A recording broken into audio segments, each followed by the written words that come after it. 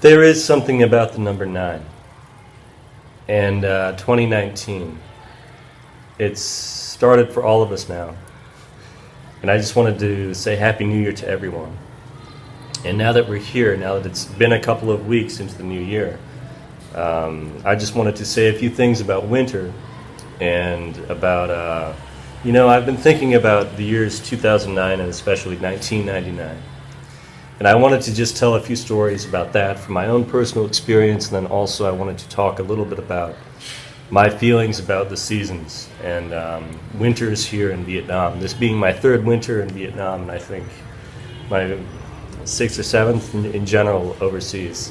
The rest being spent either in Virginia or in Wisconsin.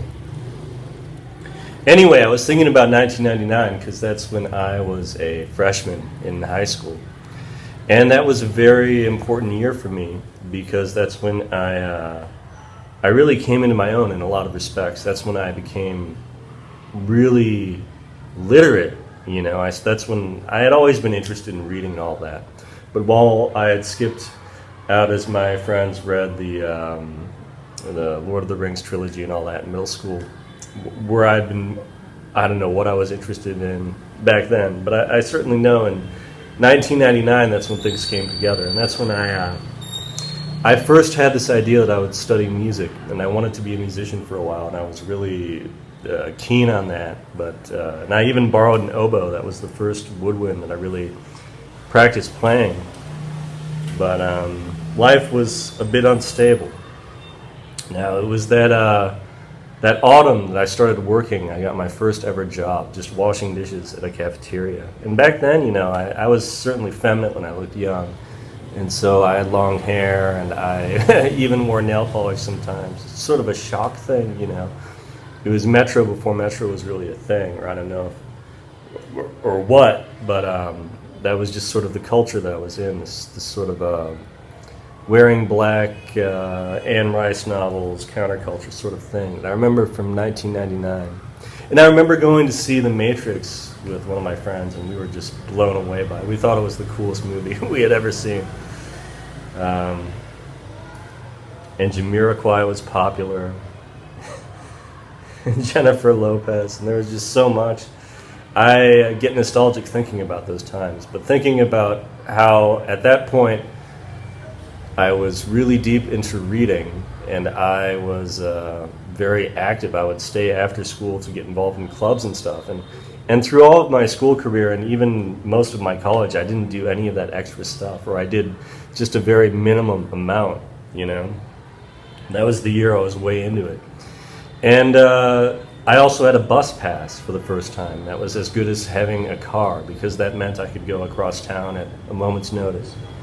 And so I took up acting, and I played the role of a minister in a school play.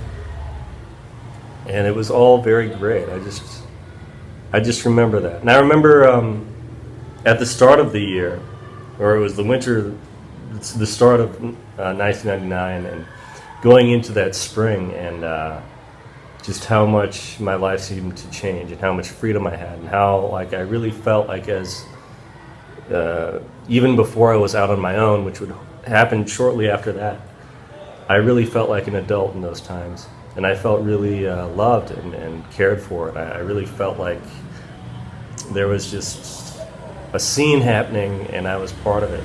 And I know many people, they are regretful. They think about high school times and missing out and not really having this Coca-Cola commercial ideal of what it's supposed to be a teenager. Of course, things got much worse for me after that, shortly after that. And what began in a beautiful winter ended in a difficult winter with the turn of the millennium, with Y2K, and with the process that all that started. And so I think of winters, I think of 1999 and Y2K, and I think of just how it was glorious, and yet it was desperate, I was so focused on just living my life and being there and being present, and I didn't really picture or imagine any world outside of Wisconsin. But now that I've traveled so much, it's just hard to connect with that. I still daydream about that young person when email was still a new thing, and you'd write emails and AOL Instant Messenger and all these other things that have kind of changed, I guess, but have they really? Has any of this really changed that drastically? Yeah, I teach speech classes, and often we have to ask teenagers to talk about life before the internet as if they can even picture that or remember that. 1999, that winter. And that's when everything sort of changed. It was sort of the beginning of my adulthood, but also the end of my youth.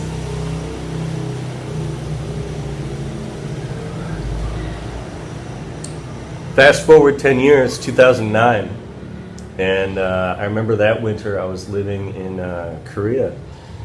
And it was almost a similar circumstance where I was just, I was quite busy during the week, but I had weekends off, and I would socialize and go places, and I had freedom. And instead of a bus pass, I would take a subway around Daejeon, or I'd take a train up to Hongdae, or I can't even remember all the neighborhoods I used to hang out in. It's been a while since I've been back to Korea. It's a few years since I visited, and several years since I lived there. That 2009, and of course, just like 1999, I compare it with a certain tragedy that was about to happen, this imminent feeling that I would soon be on my own. Or in Korea, it was just the pain of my surgery, of losing my front teeth, of feeling violated when I first got there, in the sense that I was beaten and mugged. And yet that winter, I remember 2009, that's when I was putting all of that past me, and I was ready to step forward. I was doing well in my career at that point. I had lots of money. I just had lots to show for even a lot of the suffering that I went through. And that's when I started going to church up in Seoul. I'd go up there every weekend, and it was like 2 hours. And I even made a few videos there, which I'd like to share at some point. But those are all on a computer that's crashed now, old drives and stuff. All these relics that I still have back in the United States, But it was cold in Korea, I remember that. Certainly cold, but they had this thing where they do all the heating by heating the floors, and so you would dry your clothes that way. And everywhere was warm, and there were undergrounds and tunnels and all that. You could just avoid the cold in many different ways. Go to saunas and stuff. Korea was charming in winter. Nice snow, and I remember waking up early in the morning and walking out in the sun and the snow in Daejeon, and of course, it never felt like home, but it certainly had a familiar winter feel to it, my 2 winters there. But just like Wisconsin, it was a place that had no future for me, in the sense that I had to run away far from it and find somewhere warmer. Because every year, and now that I'm in Vietnam, we fast forward another 10 years, 2019, in Vietnam, winter still has a somber quality to it, and as someone who is often criticized for not being as exuberant as, say, a Logan Paul personality, someone who has a more serious joy, I guess, a Mona Lisa smile, I guess you would consider, I find winters difficult, and I think that summer is so much better. And I always daydream of summer, and I think of how much more energy I have in summer, and even I was pretty good this year. I watched Christmas movies, even celebrated the holiday, although I didn't make it to church. But I still watch summer-themed movies, and I still daydream of long summer days when you can just be outside all the time, and there's energy and positivity. And heat. I love hot weather. And, I'm sitting here in short sleeves with my door open at the balcony, and I can... it's perfectly comfortable. It feels a little bit chilly maybe. But I really like hot weather. I like to just sit and sweat. And thinking about 99, 2009, and now 2019, I think of just how winter is is good in a way. It's good to meditate and to find some peace and some clarity, which I've certainly done these last couple of weeks into the new year. But it's also a time to just feel kind of blue, I suppose, a little bit blue, to embrace that sadness and that quietness that comes with it as we brace for the spring. It's going to be a beautiful spring, and the year of the dog is about to end. This has been the winter of dog, and soon it will be the year of the pig. And in German folklore, at least, pig means luck, and so I'm going to think of it as a very lucky year. And I'll even consider nixing pork from my diet, although I still eat meat. I've been watching my food. It's a year I'm thinking I don't want to look like a pig anymore.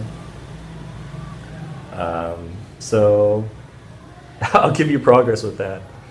But anyway, I am very optimistic for the year of the pig. And it has been an interesting and progressive and